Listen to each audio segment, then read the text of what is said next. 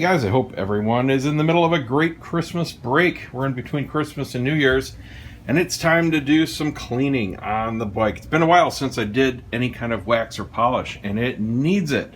Not only is it dirty, got all kinds of crap here on the windscreen. We got all kinds of road grime building up. This is mostly sweat that you see on the finish here. That's from me doing all the work on the bike and the videos and stuff and just getting everything grungy. But the paint's dry. You know, it's in good condition, of course, but there's no wax left.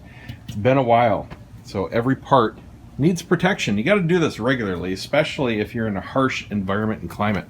Here you can see just more grunge marks from my legs and just from the environment.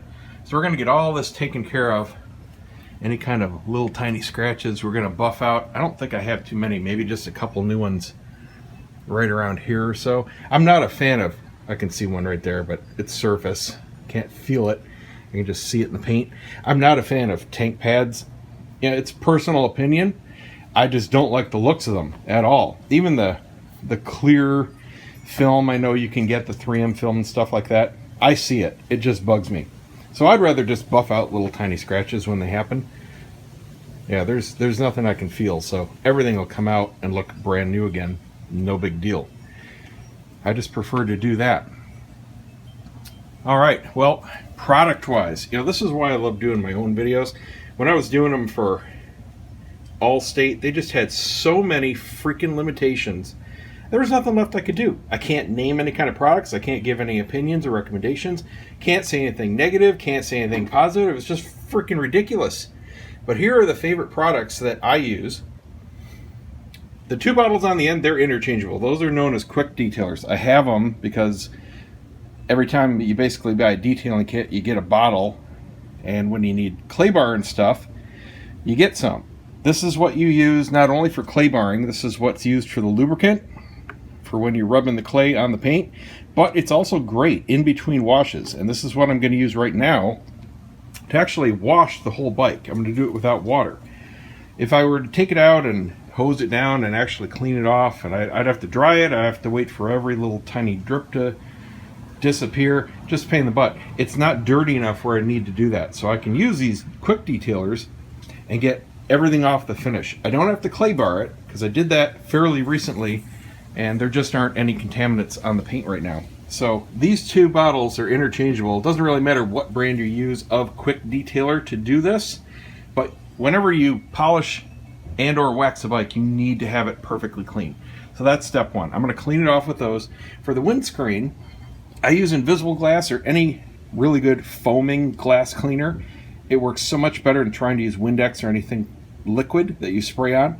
That'll get off all the big stuff, all the gunk. And then for the final cleaning and the polish, use Plexus. This is specifically for any kind of plastic, so it's great on the windscreen. It works on your mirrors, of course, but it's also great for your gauges. It will not scratch, leaves them squeaky clean. Much, much better than using any kind of actual glass cleaner. So that's the secret combination for any kind of windscreen cleaning. And then what I'm going to do is a two-step. I love this Meguiar's Ultimate Polish first, and then I use a sealer or a cleaner wax.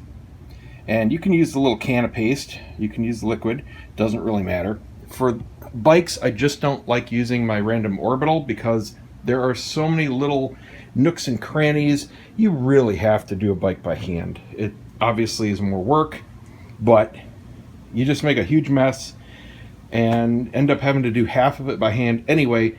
Random orbital is great for the tank, great for the side bags there, and little tiny spots of flat area. That's about it. So I don't really see the point. Just do it by hand. And these two work really well when you actually do it by hand. Just about anything works with a power buffer, but you have to be kind of picky when you do it by hand. All right, I'm going to get to work, get this cleaned up, get it polished, get it waxed. Here's the before. Let's see here. We'll do the rag test. This is a really good test of wax. If you have a car, toss it over the hood. If you got a good coating of wax on there, it'll just go straight across. Won't ever stop. Kind of hard to do it on the bike, but let's see. Nothing. All right, so we'll give it the test afterwards. Barely fell off. So we got our polishing done. Now she's really clean and really shiny, but there's no protection. There's no waterproofing. There's no top coat of wax. Now to put the polish on, I just use a foam applicator. It's got like a terry cloth covering on it. No, it's not greasy or anything. It's just really old, but I clean it before each use. It's nice and clean, just discolored. Of course, check the directions for whatever you use. For this polish, you just let it dry to a solid haze and buff it off. Comes off really easily with a terry cloth towel. Now, I don't do any kind of masking nonsense. I'll come back after I'm all done with some Q-tips and a little bit of alcohol, and anything around the trim pieces or emblems comes right up. It's so much faster to clean it up afterwards than to prep it before. Now, we're going to put on the wax, and it's pretty much the same thing as the polish, just might take a little bit longer to dry. Got a good haze going on. What you want it is dry to the touch. You don't want to touch it and have it still smear. You want it like a powder. This is almost done. That came off a little too easily. So we're going to wait a little bit more. Oftentimes I can get around the whole bike on the application. By the time I'm done, come back around, start taking off, get about halfway done and wait, and then the other half will be done. It's definitely faster taking off and putting it on. Already buffed it off this side. What a shine and gloss, and slicker than snot. You can see the difference here. Panel on the right's already been buffed off. Left is still hazy. Just wait for that to finish up. There we go, all wrapped up. Super shiny. 3D depth. Of course, it's not going to come through in the camera, but believe me, in person, day and night difference. Oh my God. So let's try the rag test again. This is a clean one, so it's not saturated with wax or polish. It's not extra slippery. Nope.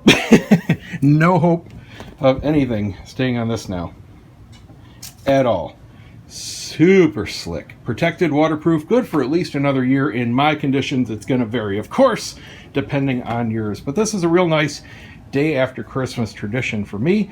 And I'll tell you what, doing a small bike is a heck of a lot easier. This guy takes 15 minutes start to finish. This is more like 45. That's it, guys. Have a great holiday. Have a great New Year's coming up, and we'll see you next time. If this video was awesome, please give me a thumbs up. If it sucked, give me a thumbs down. If you really loved it, subscribe and share. That would really, really help me out. See ya.